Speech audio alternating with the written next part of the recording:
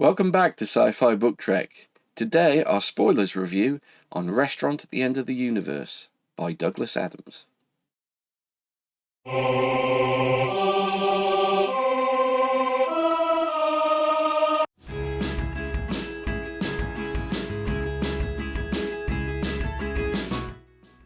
Alright then, now a summary of the book.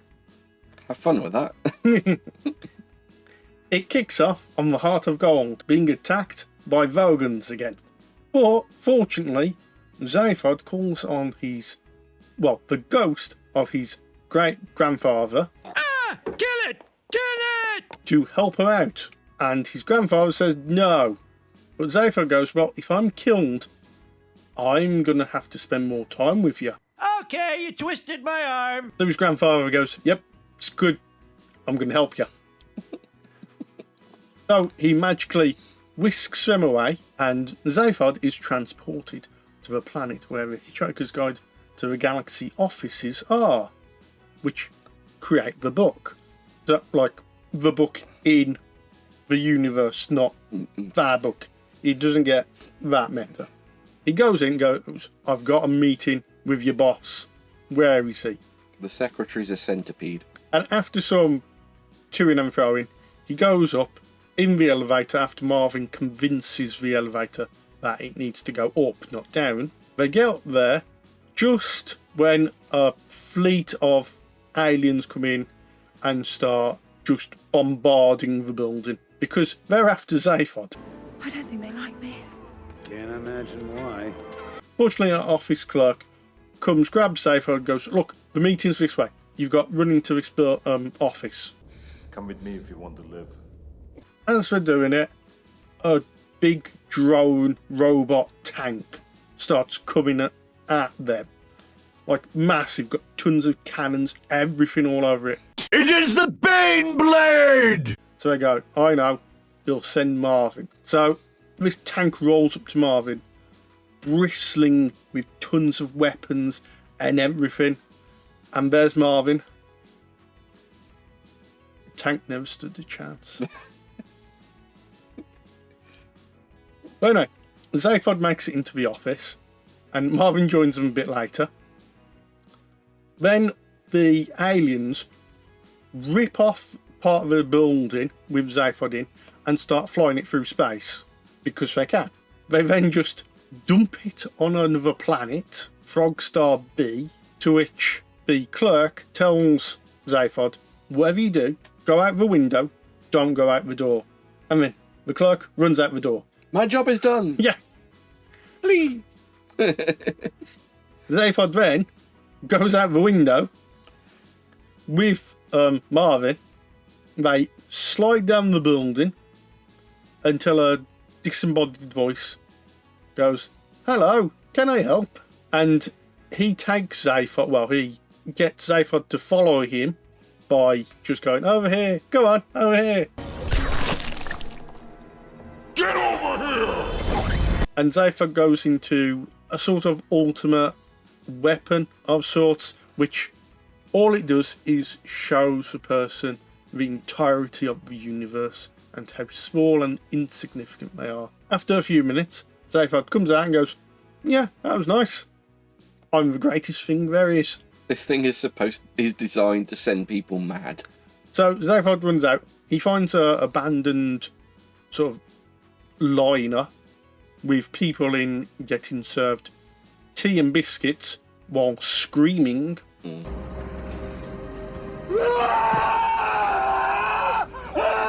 But one of them wakes up and goes, I'm the person you're supposed to meet.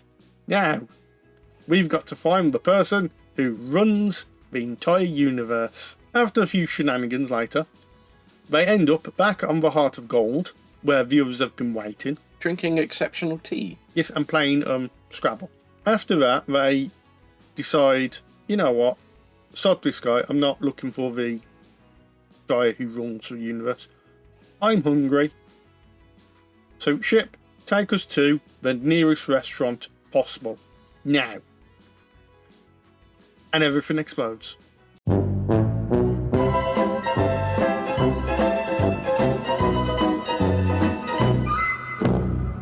They wake up in the restaurant at the end of the universe. Also known as Millerways. Yep. They sit down, start to have a meal, and watch the entertainment of the whole universe dying. The heat death of the universe, an era when the cosmos will remain vast and cold and desolate. Ford meets her old friend, Hot Black, who's a sort of heavy metal musicianist. That'll come back later on. I visualised him as Prince. Oh yeah. And after they watch the universe explode, instead of having dessert, they go down into a car park where they meet Marvin. Yay. Instead of taking the Heart of Gold, they decide, you know what, let's nick another ship. I'm bored of that one. So they find this one, which is completely black. And so black it hurts the eyes. It's like, how much more black could this be? And the answer is none. None more black. So I decide, yep, this is the ship to steal.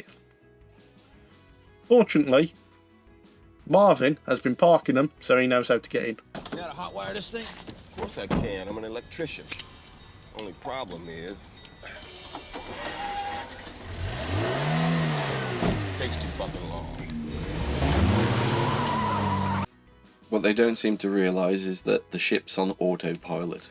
Yes.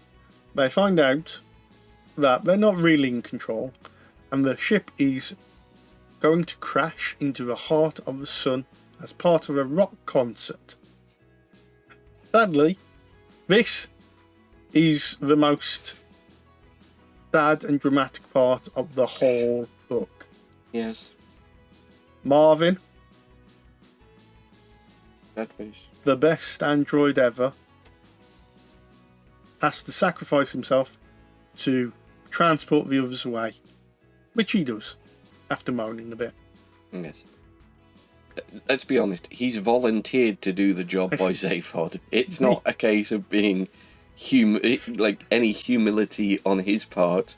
It's not a sense of self-sacrifice. It's he was bullied into it. Just do it! Ford and Arthur get separated.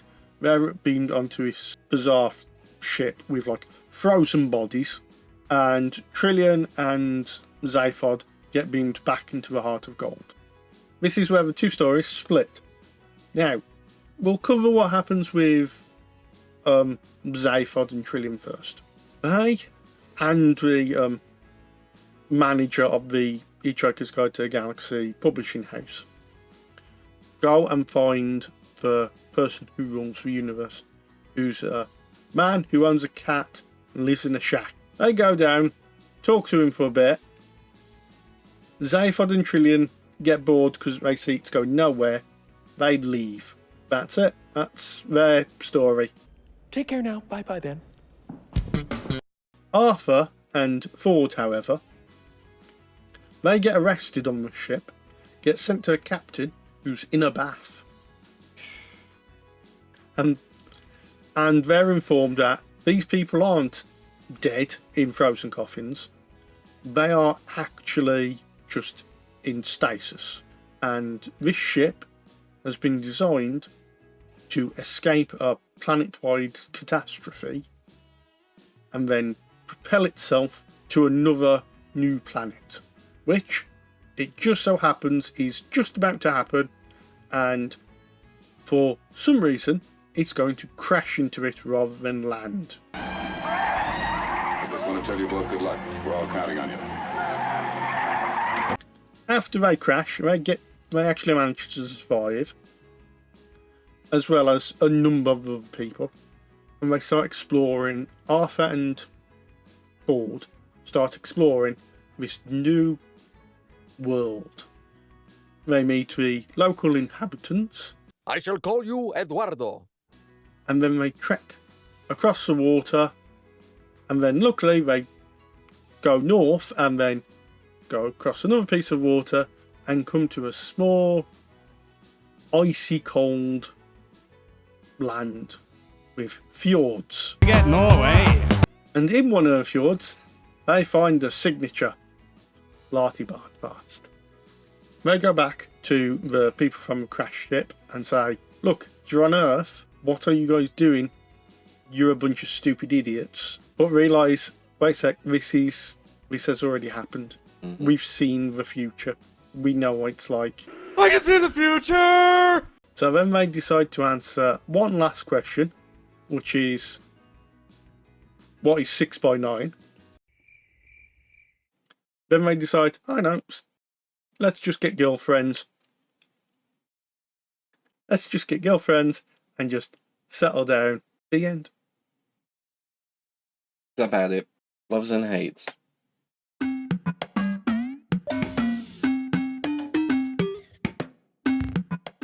I'll let you go first, because I like this more than I think you do. That's the thing. Like I say, I like it because there's a lot of humour in it. There's a lot of, I would say, Douglas Adams does very, very good job of, like, creating humorous situations, creating humorous prose. As I said in the non-spoiler version, I've got stacks of notable lines which I genuinely found funny. I just didn't feel like the story was going anywhere up until the point where Arthur and Ford are on Earth. Mm. And that at least felt like there was some sort of direction in the narrative. But when you've got Zaphod, and Zaphod's a bit of an asshole, frankly, he's not really changed much. Yeah. But when you've got Zaphod doing a whole raft of stuff where it's like, oh, and then he just went there and he decided to... It's not a story when it's like, Zaphod went here and decided to call someone a cunt. And then he walked out. Then he walked off. And it's like, it feels like the type of story that my nephew would be telling me. But also, that does film Zaphod. I mean, you're not absolutely going, Zaphod. You know, this is against character. Yeah. It's not against character. It just felt like it was a bit meandering. And I was kind of expecting what happened. Well, I was kind of expecting what happened to actually feed into the later aspects of the story and actually build towards, you know, oh, everything that happened with Zaphod has suddenly become this thing that actually connects to the story. And it's like, no, Zaphod was just bumbling around. I'm not sure why I had to spend 50 pages reading that he was just doing that, but it was funny. It was funny for what I read. And I'm not getting down on the book itself. I'm not trying to sort of say I couldn't stand it. It was more of a case of that I thought it was hilarious, but it was more like watching a stand-up gig than it was reading a story. That's my perspective on sort of the whole... You wanted more structure to it, more substance. I think so. But like you were saying earlier with the Python-esque humour, now looking at it with that in mind, perhaps that's where I've gone wrong with understanding it. The one thing we all agreed on, our chief aim, was to be totally unpredictable and never to repeat ourselves. We wanted to be unquantifiable. The Python-esque is now an adjective in the Oxford English Dictionary, means we failed utterly. But, I mean, if I'd have thought Python going into it, it probably would have coloured my initial, view of the story. So I've read this as a story rather than as a Python fic, if that makes sense. Well, to go back to the last one and the review, you had a number of questions after it. Because you felt it was just a start, it was just a primer to something. Yeah. But I think the book's leading into something greater. We'll probably have to have this discussion after the second book. Now you know this is the second book. Is it a disappointment or perhaps that's just something you didn't expect? I think perhaps that's the problem with it being the Hitchhiker's Guide being the primer. To then come into sort of bumbling around for a good chunk of the story and then having what happens to Arthur and Ford. I don't know, it just felt like Okay, where are you going with this? It's Forget it then. What's the point? Felt too meandering. that's what it felt like. Okay, fair enough. That said, with everything that I know, or at least I got the impression that he was trying to make a point. The entire tagline of the series, or the entire tagline of The Hitchhiker's Guide, is "Don't panic." And I kind of, looking beyond the surface, I'm wondering whether it was it doesn't matter. The story's not there as a thing. It's just like you're getting so hung up on the answer to life, universe, and everything. You're getting so hung up on the questions. By the end of it, you've got Ford and Arthur just go, you know what? It doesn't matter. Let's just enjoy ourselves. And that's kind of, maybe that was the point. I do like the ins and outs of it, and also like the little scenes are hilariously funny, but some of the overall subject matter about, it's pointless to worry about the universe as a whole. Just concentrate on your own little thing. Yeah. Because that's all you can really do. Just feed your own cat. That's it. Overall, I did like it. I did enjoy where it ended up. And some of the things it was trying to say. But yeah, anyway, overall, I'll tell you what, we'll go on to... Nitpicking? Yeah, nitpicking.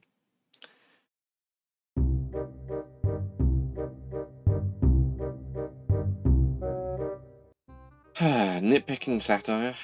Well, yes, that's the problem with it. I mean...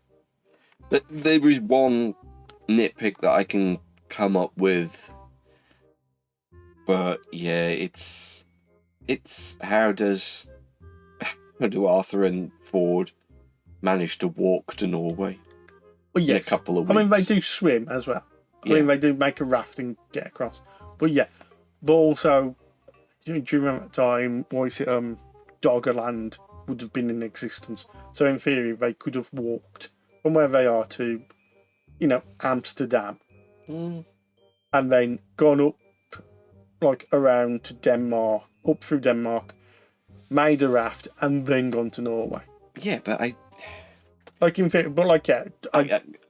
maybe I'm doing this on my own basis, but it would take me a long time to walk from, say, John O'Groats to Isle of Skye. Yes. And that's me being a chunky bastard as I am.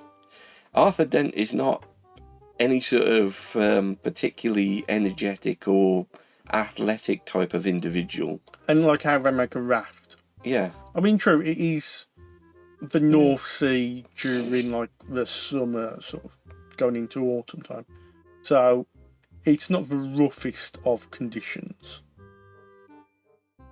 It's not like going into the Atlantic or the Pacific. It's yeah. I do like the idea that Slarty Barbar signed his fucking name in the fjord. He's got his picture there. Yeah. I mean, that's the other thing, because Ford has never met Slarty Barbar. No. So Ford would just be...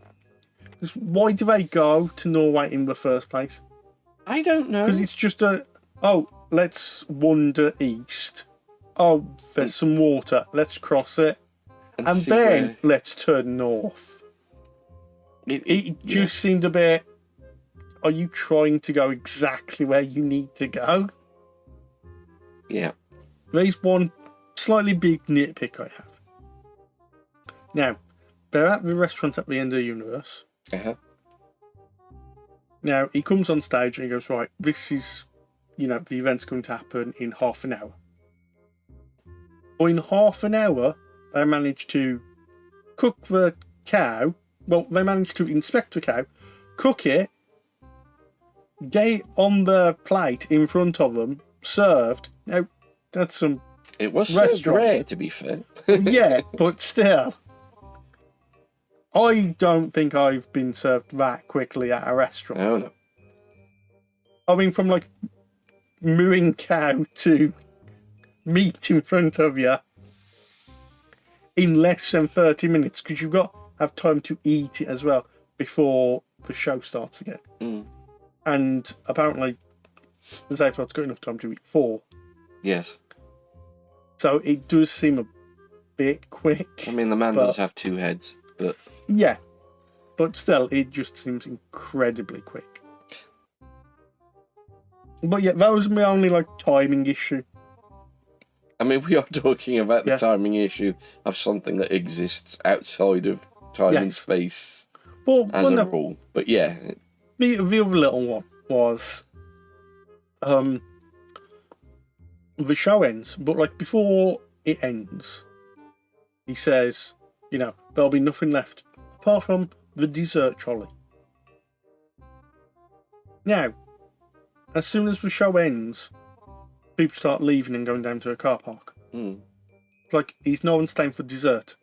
And then it talks about the restaurant resetting itself, like being flipped back to before the end. yes. It's like I said, people are supposed to have time to eat dessert. Maybe no one ever eats dessert. Is it because when we go out to eat, I always ask to get a dessert menu and that makes the dinner last 5 minutes longer? No, but I do hate that because you never order anything. It's because I always forget that we have cookies at home. Right then, I guess we'll skip on to final thoughts. Yes.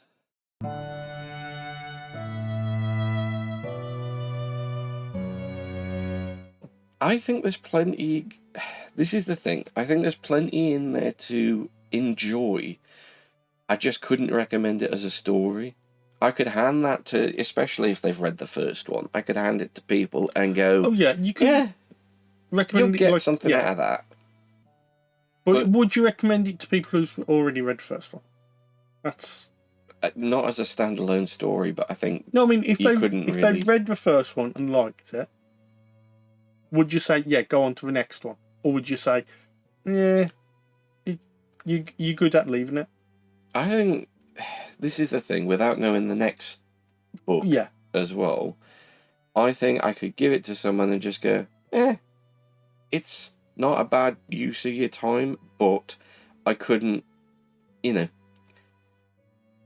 for me, there's not enough story there to keep me engaged. It's not contributing, as far as I'm aware, it's not contributing to the story at large. It doesn't feel like it's contributing to the story at large.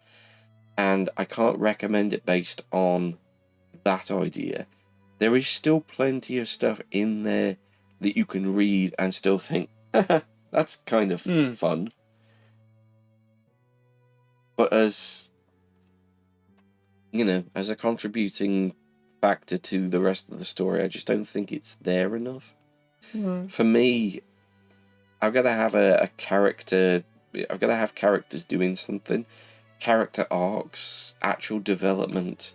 Yeah, there's none of that, like character arcs. There's people doing stuff, but no arcs. Yeah, but they weren't particularly learning anything, if that makes sense. I mean, we learnt the question. Well, yes. And all that did was basically convince Ford and Arthur to go, Bollocks.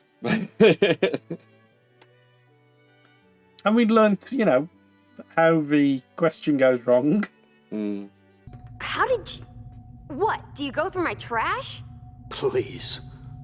I go through everyone's trash.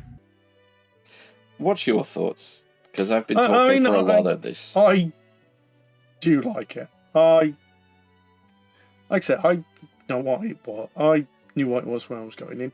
So, I didn't have any of that. I remember watching it as a kid, like the BBC show, and reading it as a teenager and just laughing. And for me, I liked it all the way through. The Zaphod parts are probably some of the weakest. However, it has Marvin to do the heavy lifting. So I do like that for the most part, just because of more Marvin. But yeah, they are the weakest parts. However,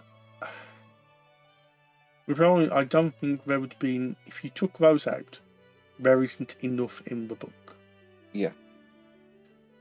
There's not enough to hold up what is there just with the Ford and with Arthur how stuff. you set up Zaphod in the previous book, you needed something. A payoff. I think this was a payoff.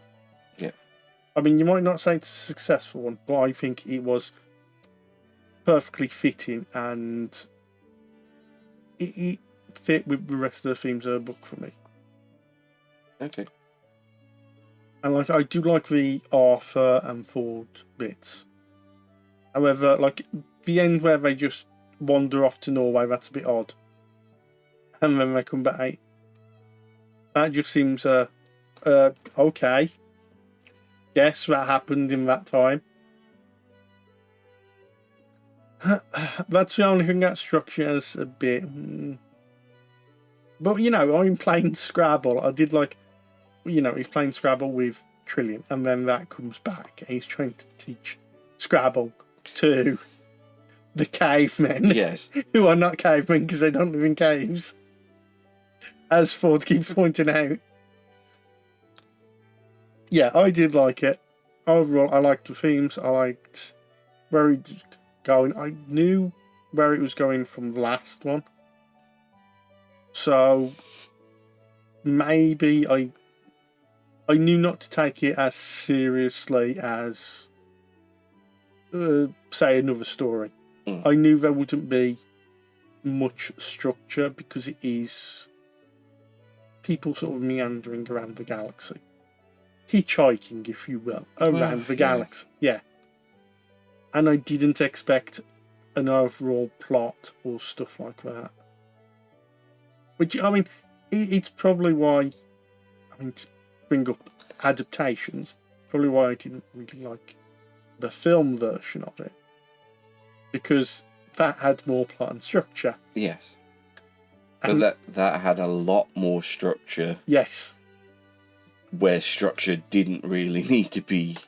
Yeah, and I mean, you can see, because for me, this is sort of like the end that should have been to that film, rather than Arthur and Trillian going, oh no, we won't live on Earth 2, we're going in the galaxy. Yeah.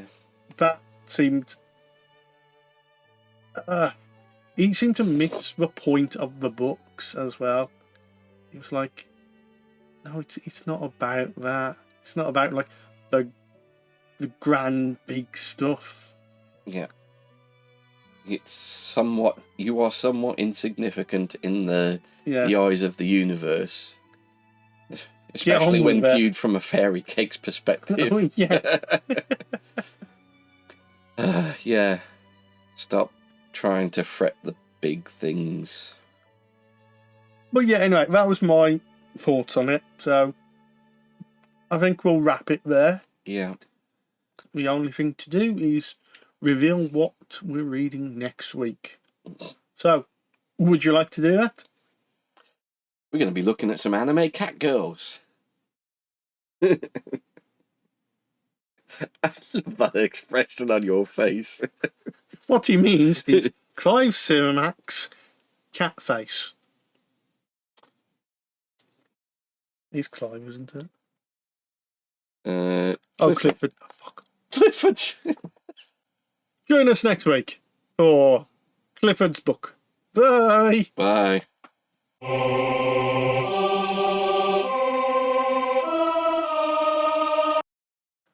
Now, this is where the two stories start divergent.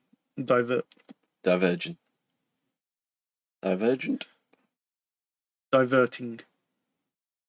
Well, diverting is just you're on a path and going. Sorry.